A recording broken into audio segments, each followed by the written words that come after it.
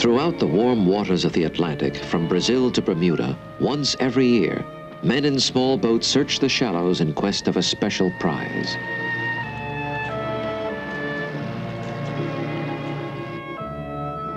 Panalirus argus, the spiny lobster, named for the hundred-eyed monster of Greek mythology, considered a gourmet delicacy throughout the world.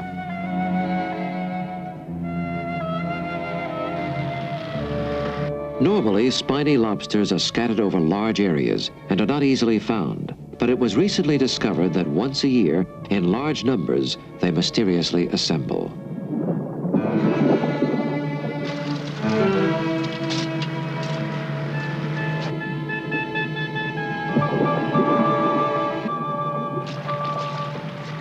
For scientists, this gathering is a puzzling phenomenon. For fishermen, it is a windfall. But for the lobsters, it is a tragedy.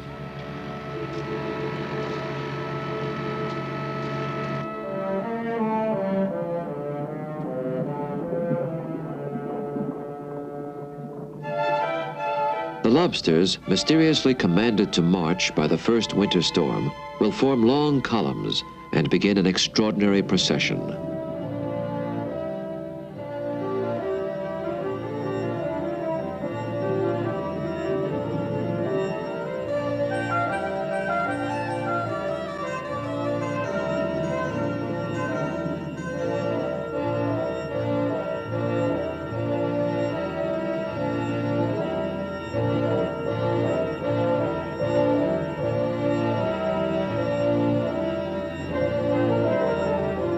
Drawn by the riddle of their strange behavior, Captain Cousteau and the Calypso divers will follow the spiny lobsters on an incredible journey across the ocean floor.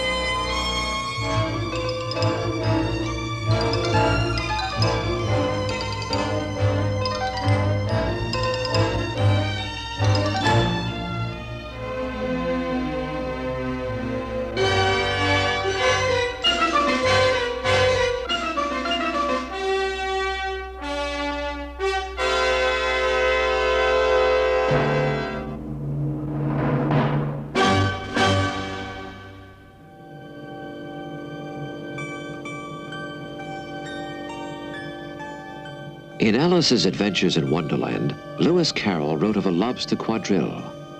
Will you come and join the dance? Will you, won't you? Will you, won't you? Will you join the dance? Yet neither he nor Alice nor anyone had ever seen the incredible lobster march.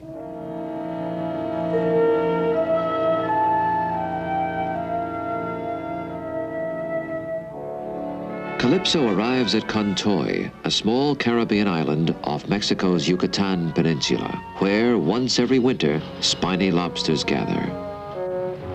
Gathering also are fishermen, come to reap their annual lobster harvest. Lobster fishermen are active throughout the year.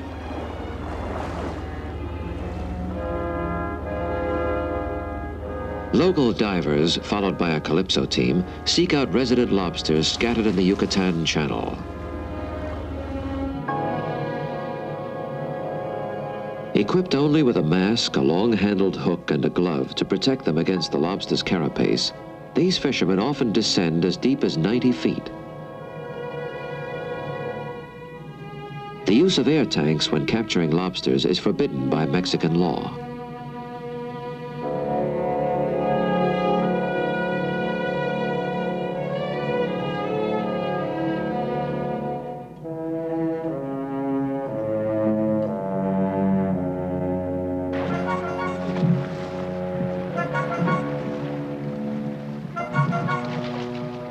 The hunters' raids into the lobsters' homes cause panic.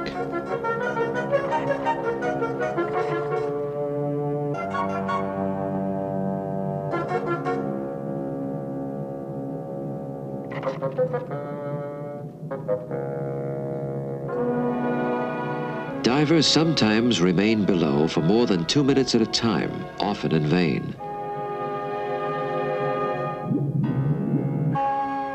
After repeated dives, an exhausting day's work may yield as few as 5 or 6 lobsters.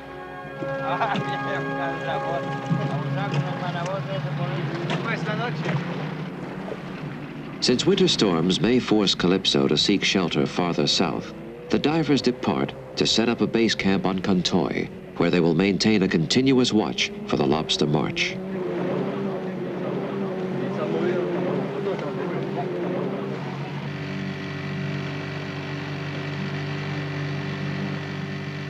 The island is small, about 4 miles long. The Mexican government has declared Cousteau a wildlife sanctuary. Its lush vegetation provides a variety of seabirds with breeding and nesting sites. During lobster season, it is used by fishermen when they prepare their catch for the marketplace.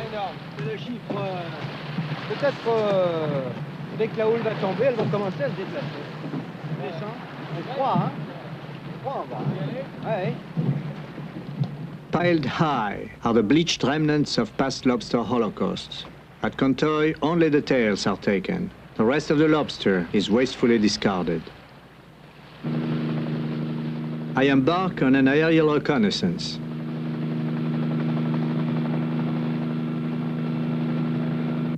Once the migration begins, the lobsters march, single file, past the northern tip of the island and on toward deeper water.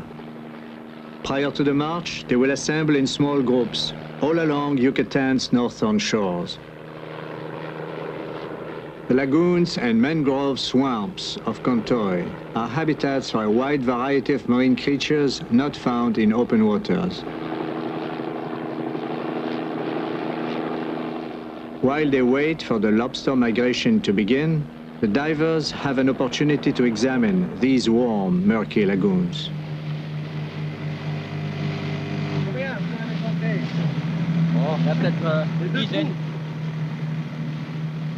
These waterways are seldom explored. The brown pelicans that inhabit this sanctuary are unaccustomed to visitors.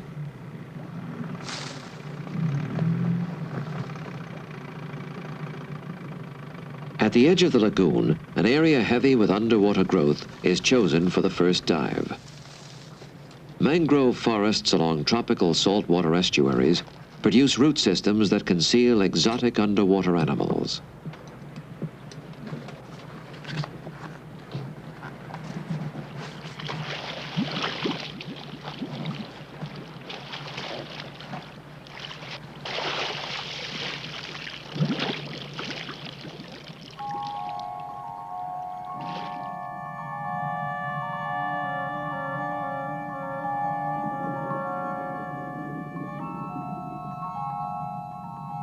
The dusty scenery is an entanglement of rotting roots and gelatinous growth, decaying algae that disintegrate at touch.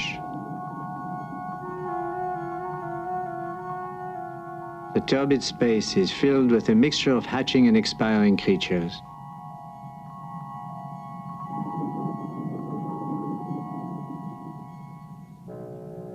Cassiopeia, a sort of jellyfish. Lying upside down in their feeding position, they litter the floor of the lagoon.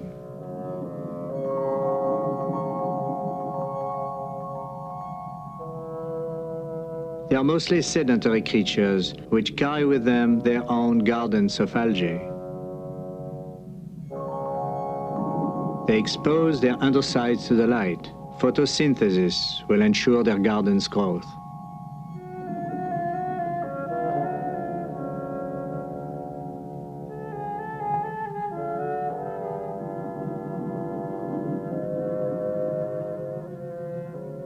The pulsations create a steady current of water to bring nutrients to the flourishing algae.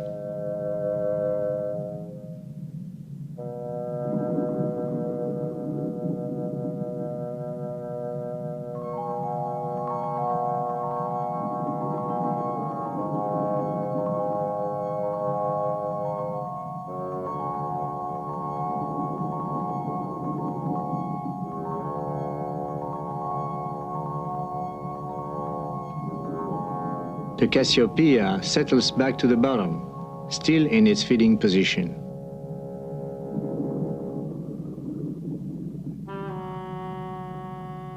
Like an armored tank, a horseshoe crab scurries along, propelled by its 10 hidden legs. It crashes through the field of Cassiopeia.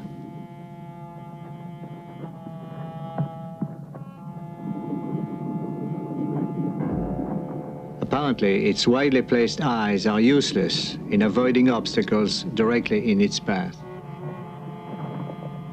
Horseshoe crabs are not true crabs at all. Although they are arthropods, they are not crustaceans and are closely related to scorpions and spiders. They have existed essentially unchanged for more than 300 million years. We observe a male and a female in close association.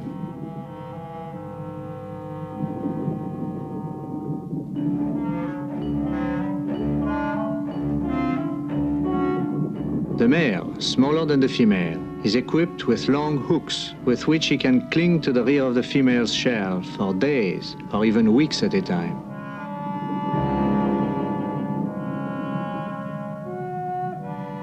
The male's hold is surprisingly tenacious.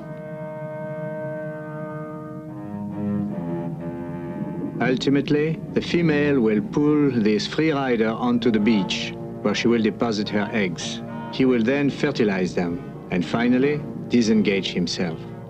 It is an arrangement that has sustained the species for millennia. Aboard Calypso, daily dives are made to detect signs of the lobster gathering. It was discovered in recent years that all along the coast of the Yucatan Peninsula, spiny lobsters begin to group prior to the first northern storm of winter, and immediately afterwards begin their mysterious migratory march. Cousteau and the divers will search the bottom of the Yucatan Channel, a vast plain dotted with rocks used as hiding places by the lobsters.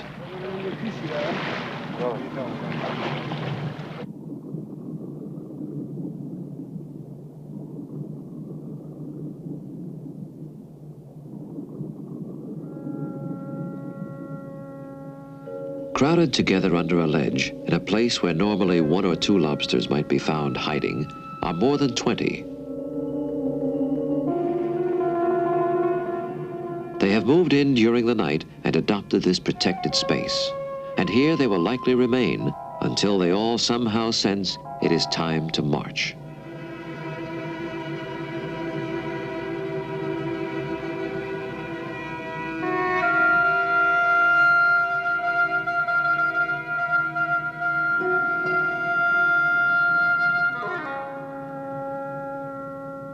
How the lobsters are able to anticipate weather conditions is a mystery. But every year when they arrive and huddle tightly together in their sanctuaries, one may expect a storm.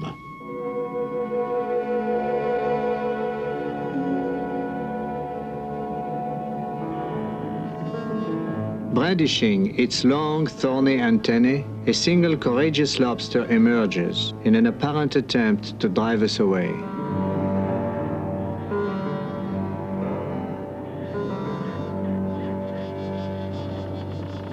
The spiny lobster is, in fact, a crayfish and has no claws with which to discourage predators.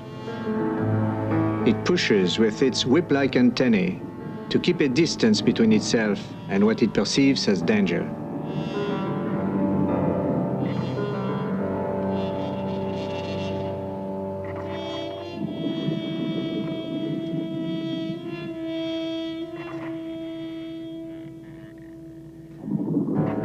Its muscular tail uncoils quickly to give the lobster sudden, short bursts of speed.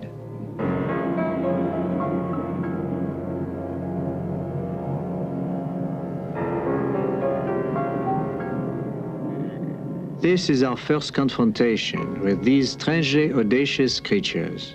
In the past, we had thought them characterless as large insects. But now, as we observe them close up, we discover them to be highly fascinating and complicated animals.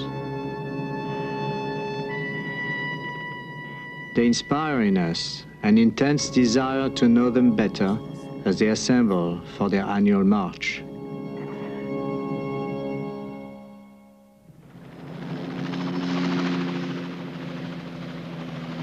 As Cousteau waits for the march of the spiny lobsters to begin, the expedition at Isla Contoy is joined by William Hernkind of Florida State University.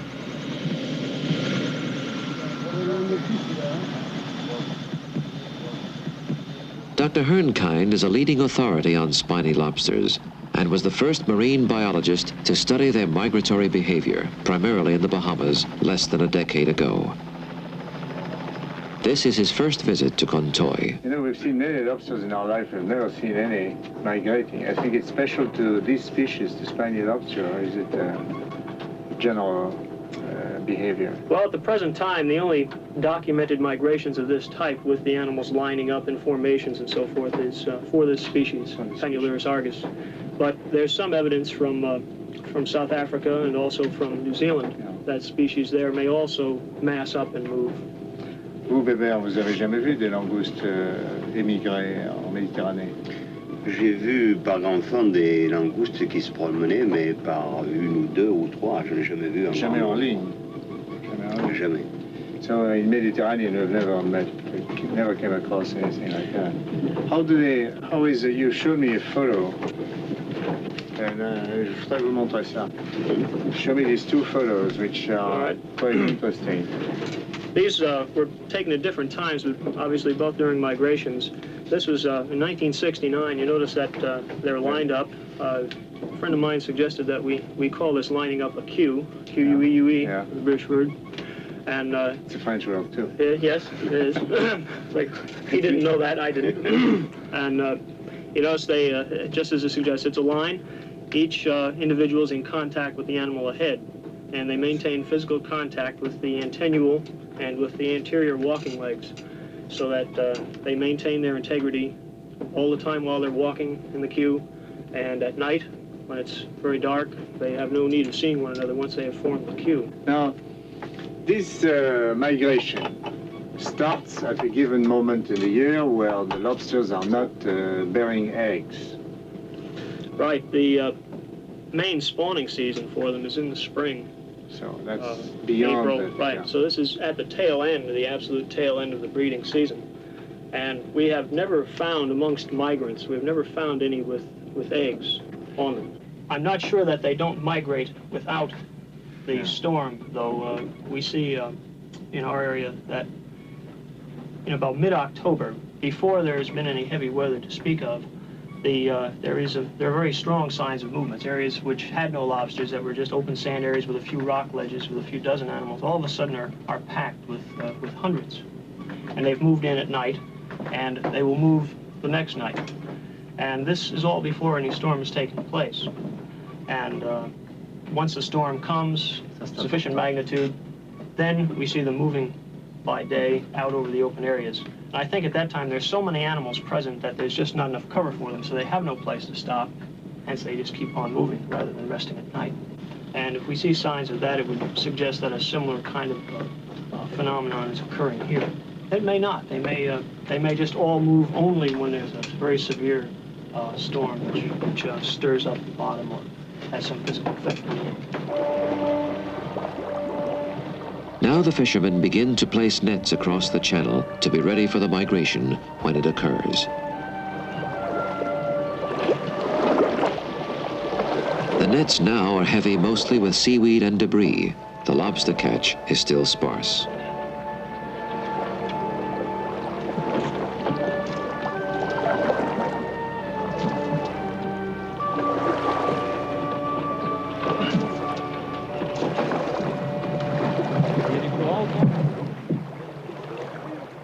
Late in the day, the skies are cloudy, and the first storm of the season seems imminent. When Albert Falco, Bernard Delamotte, his younger brother Patrick, and cameraman Michel Deloire depart from the base camp at Contoy. Dr. Hernkind had warned that the lobsters could possibly begin to migrate before the storm. To make sure that they do not miss the march, the team dives every night to check the fishermen's nets.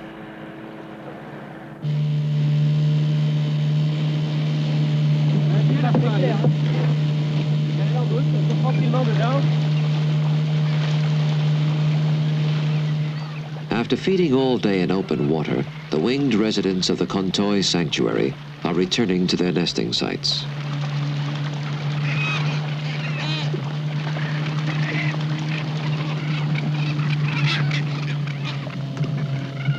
Thousands of cormorants and pelicans pepper the sky and sea.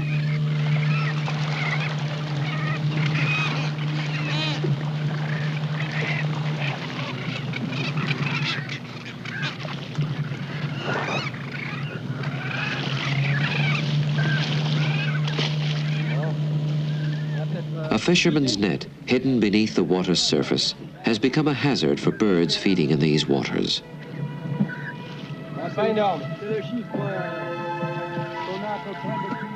Cormorants, helplessly trapped in a web meant for others. The more they struggle, the more entangled they become.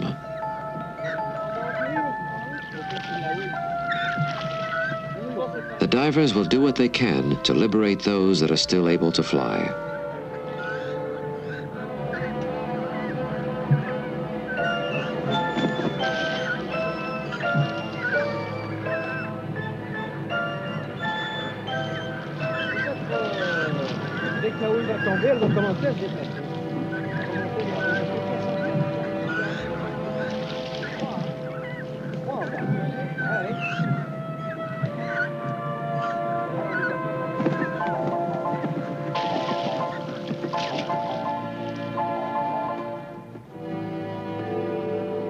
Once more, after nightfall, the divers descend to see if there are lobsters trapped in the net. Rather than lobsters at the bottom of the net, we find an army of crabs.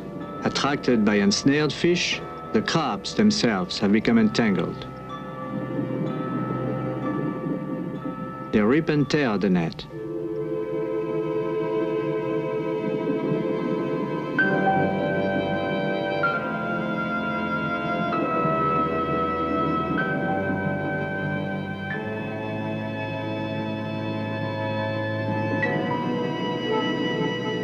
We find a single imprisoned lobster fighting for its freedom as tiny anchovies dash about in the growing swell.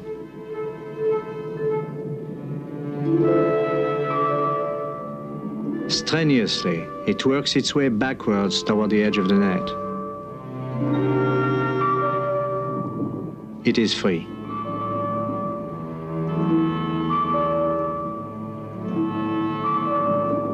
The spiny lobster uses its legs to scoop up its prey, then draws it to its mouth, which is located on the underside of its head. It usually feeds on small, slow-moving crustaceans and mollusks. These darting anchovies are difficult for the lobster to catch.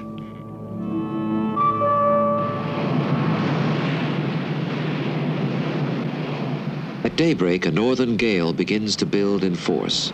The first December storm has begun.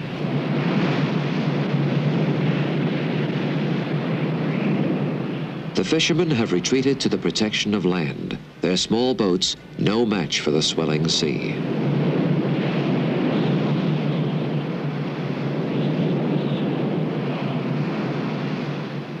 Diving too must be halted. The men of the Calypso team on Cousteau are forced to seek shelter in their tents. They anxiously await the clearing that will allow them to observe the phenomenon of the lobster march.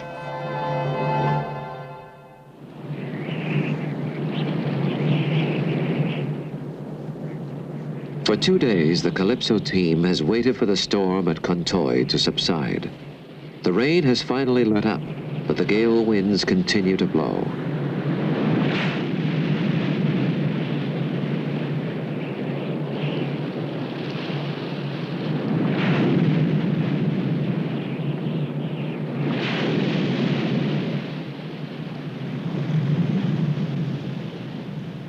The divers are unwilling to wait any longer.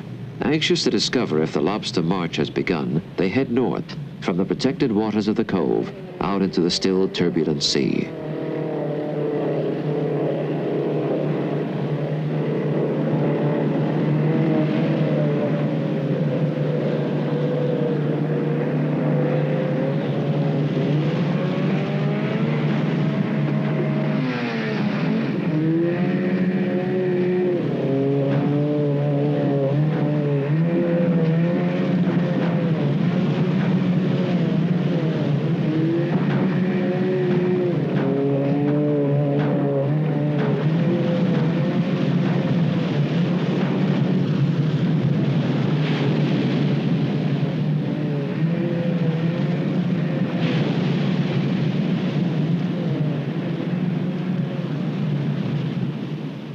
lobsters react to a storm has never been observed.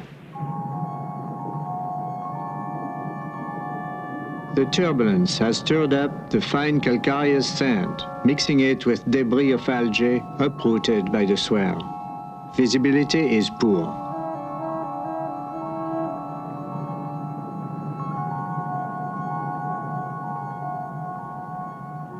Then revealed is a large group of spiny lobsters huddled beneath a ledge.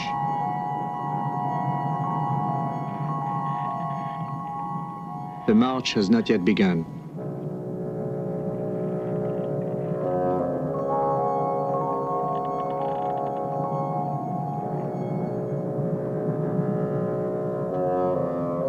Some lobsters have moved out of their dens. They begin to walk across open terrain.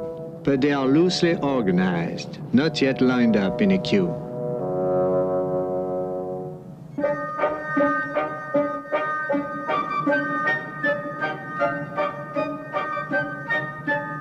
They look formidable as they lash out with their whip-like antennae. But in fact, when they are exposed during the day, they are vulnerable to predators.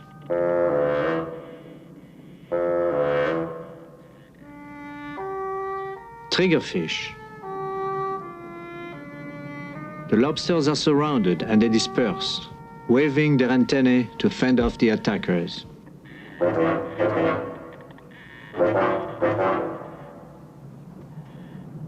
The nets of fishermen are not the only threat to spiny lobsters.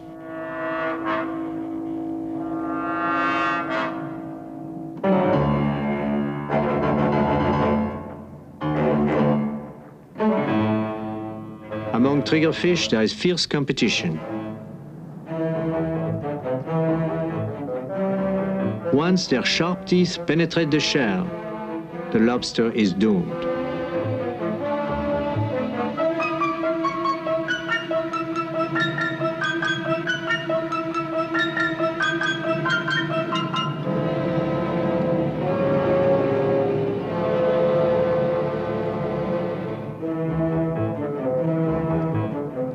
As the triggerfish devour the last of their prey, the sea seems calmer, the storm near its end.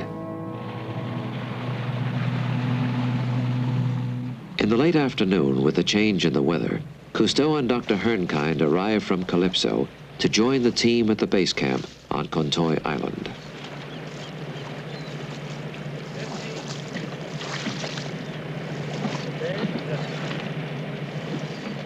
The fishermen are now back in their boats, ready to reap their harvest from the migration, which, with nightfall, should be imminent.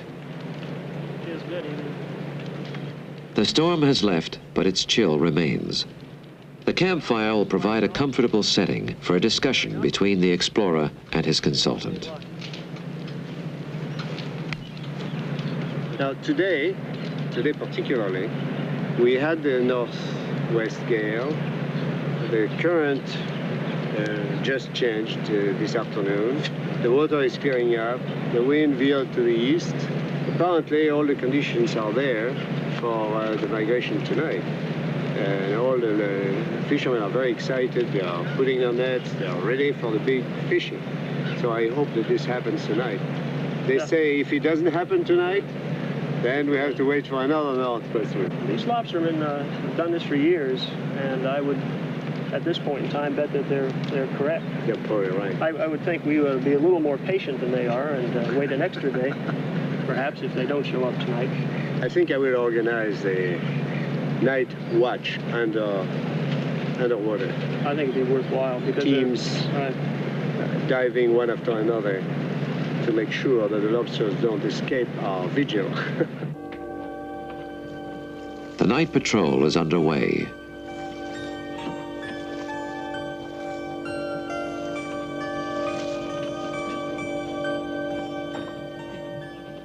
Among the divers, there is a growing sense of expectancy. The cold night air seems to promise an invitation to a march.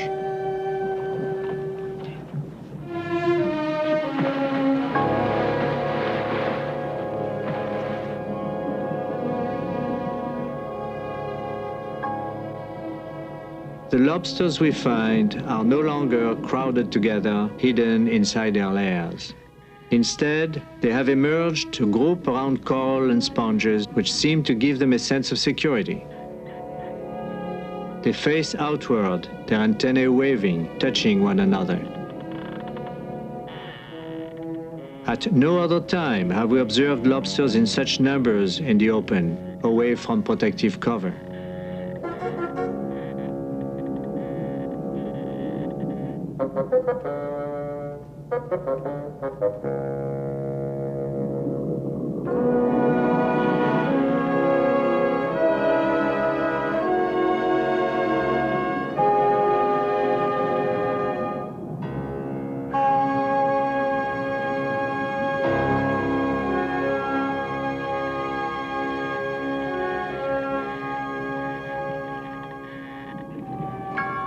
Then a small group begins to move out, as if in response to a mysterious signal.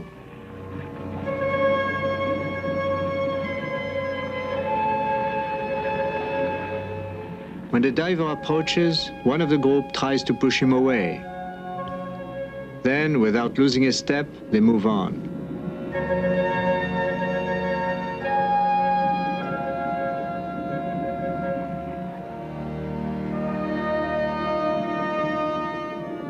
Now, our first view of the queuing formation.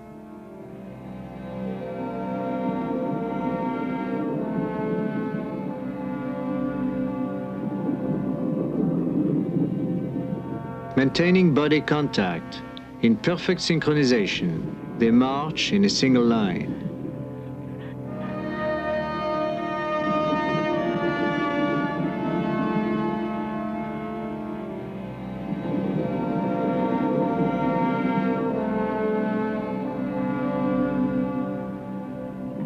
They are among the vanguard, to be followed by thousands more.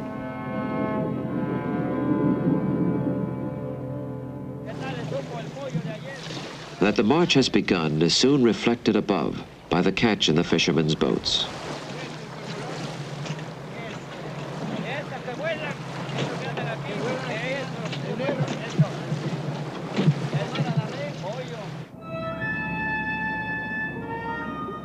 The lobster columns rapidly become longer and longer as small groups are stimulated to combine with others. Platoons of marching lobsters soon grow into armies, traveling at a speed of more than half a mile an hour.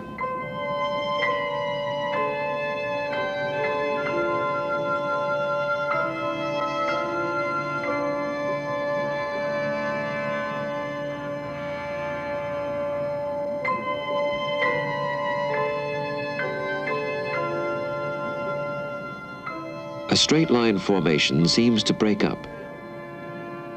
Disturbed by the proximity of the diver and his lights, the lobsters scramble.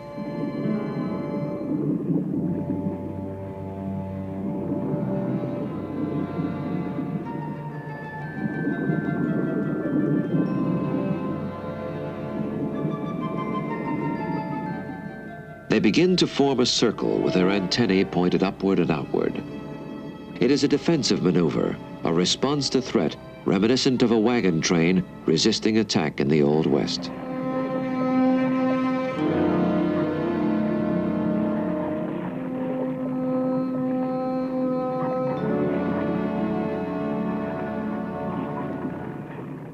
When the group seems reassured that there is no danger, the lobsters begin to string out again to continue their march.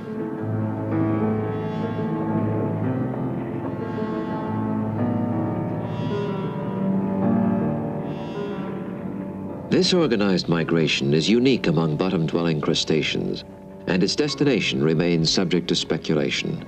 Tagging the lobsters has provided no clue. They molt several times a year and shed their tagged shells. Day and night in the waters off Cousteau, Cousteau and the Calypso team will follow and try to fathom this strange trek of the spiny lobsters.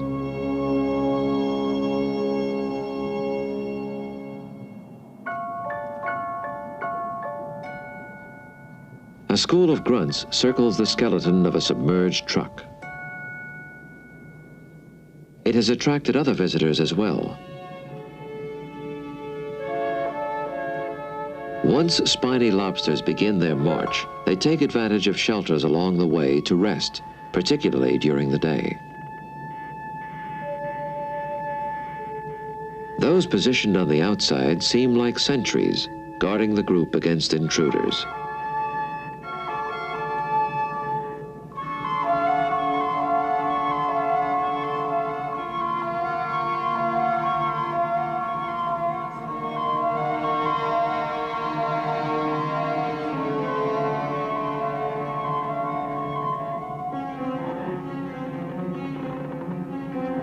The lobsters react to the calypso intruders.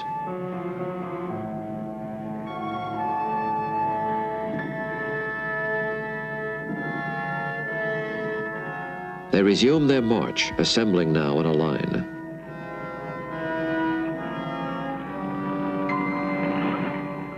They maintain physical contact with their front legs and their sensors, the slender Y-shaped antennules located between their antennae.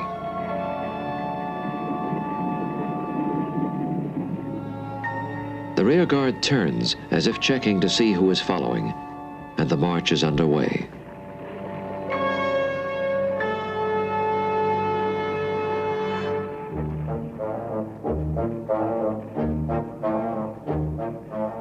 In single file, they travel in lines varying from 3 or 4 to nearly 200 lobsters.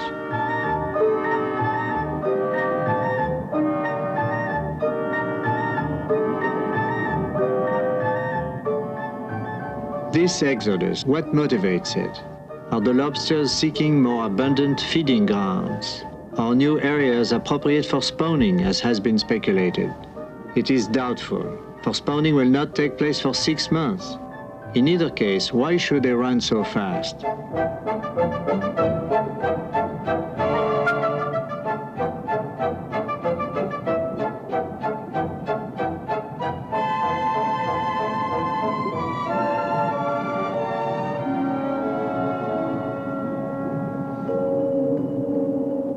The leader is the trailblazer. It works the hardest, and when it tires, it drops back to be replaced by the next in line, so that the pace of the march is maintained.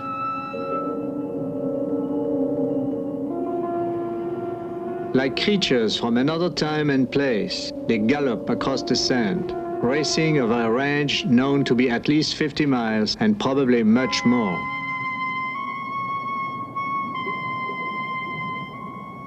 In only 3 or 4 days, more than 700,000 of these marching lobsters were caught the previous year.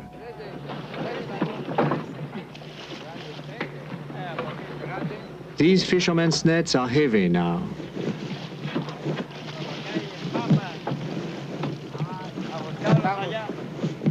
There will be no local buyers for so many lobsters captured in so short a time.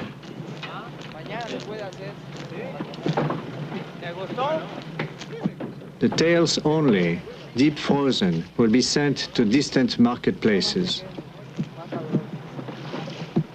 The rest is wastefully discarded, an economic paradox. Lobsters that escape the nets continue their march. Like living chains, they snake their way across the bottom of the sea.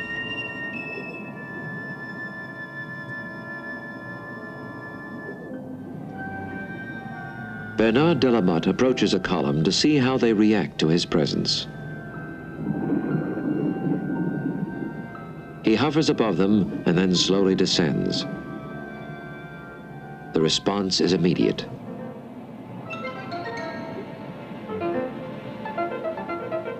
Sheaves of antennae insist he keep his distance.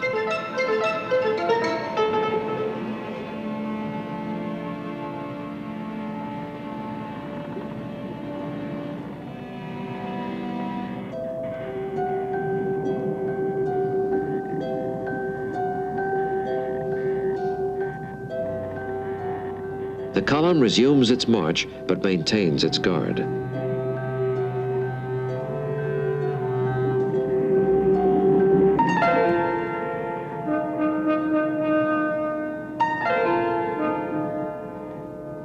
They maneuver past the diver like a line of infantrymen, bayonets drawn.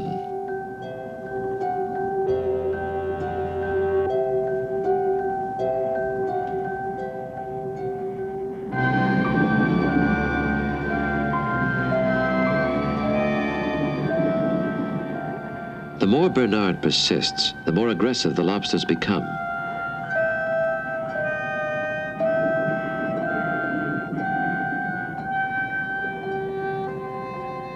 He cannot impede the march, which is propelled by an irresistible force.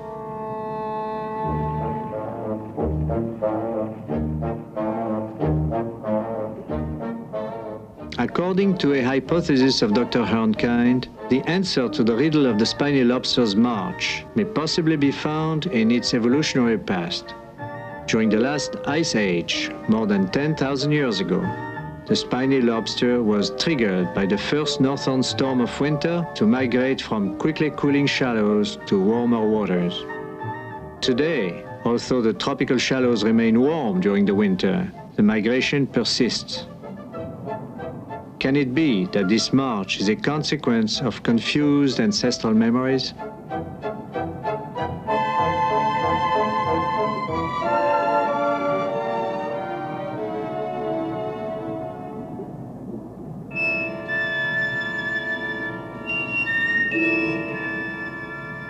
A dropout fallen behind is looked after by the rear guard.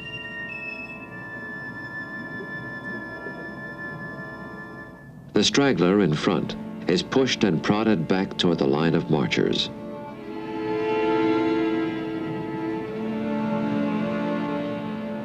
Good eyesight and the ability to receive directional information from the movement of waves and currents help guide migrating lobsters on their way.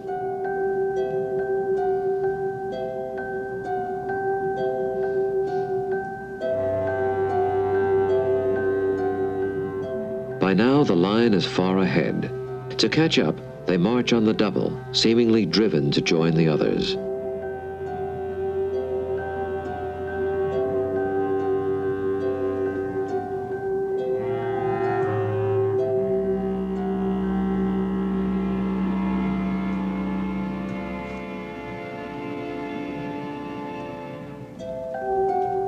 The distance between the line and the trailing twosome is narrowing now.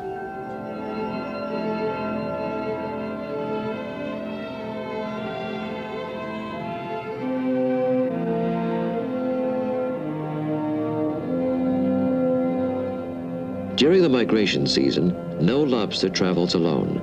They are compelled to be part of a group.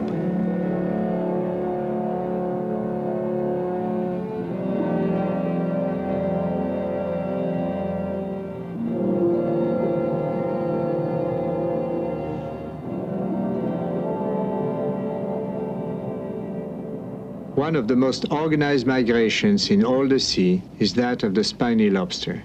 The leader can be male or female, old or young. Apparently it is the most active, the most eager migrator that the others automatically follow.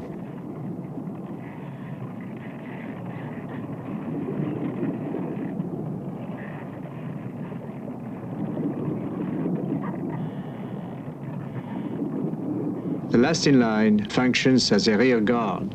It drops off to confront Bernard.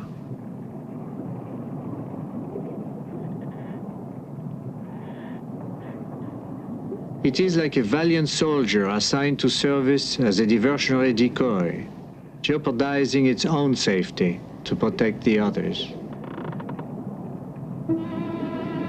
Bernard tests the lobster's behavior in the face of threat.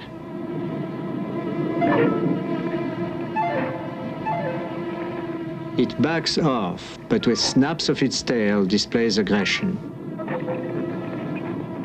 Amazingly, it stands its ground, using its tail to raise a cloud of dust in a futile attempt to ward off the threat.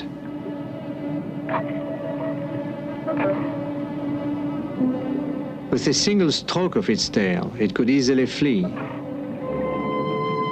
During migration, a single lobster like this will engage a predator and probably be devoured, as it gives the rest of the line time to move off to a safe distance. Night and day, head to tail, in lockstep, the spiny lobsters march. With time out for rest, they average 7 miles a day and travel, it is supposed, for nearly a week. Yet, where they are going or where they have come from, nobody knows. In the wake of their caravans, their basic mysteries remain. If their marching behavior is a living echo of the last glacial period, thousands of years ago, then they may well be prepared for what is yet to come, another ice age. Could it be that the spiny lobsters are marching not only to the tick of their own life cycle, but to the pulse of the Earth as well? The riddle of the spiny lobster remains.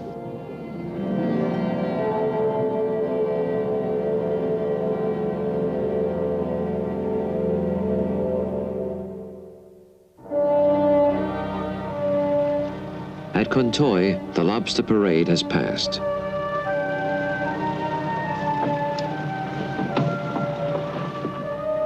To the fishermen, the spoils of the incredible bonanza.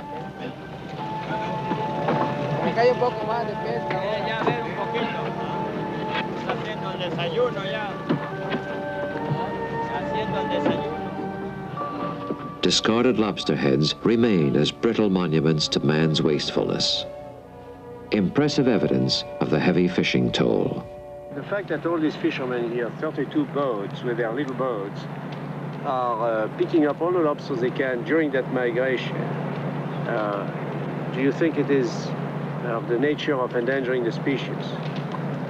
Well, the lobsters are so easy to catch at this time, here and every place else that it's fished, that if it's a very important part of the life history of the animal, it probably is, this kind of exploitation could seriously endanger the species. There's no way of telling here or anywhere else that I know of whether it is or not yet. Because, I don't know, I have an impression that they are catching only a very small part of the migration. But if the lobsters have started to migrate during the stormy period when they do not fish, then it's quite likely that a large portion of the lobsters actually escapes. And furthermore, who knows, they may be migrating to the outside of the island here and elsewhere as well, that the fishermen are not able to fish because it's too deep, too many rocks, or there's too much surf. The mass slaughter of the lobsters during their migration is a fairly recent activity. The numbers caught have not yet grown smaller, but the size of each individual has decreased. In spite of the yearly havoc, let us hope that for ages to come, lobsters will feed and spawn in the shallows, and then, beckoned by the first call of each winter, gather and engage in the ritual of their incredible march.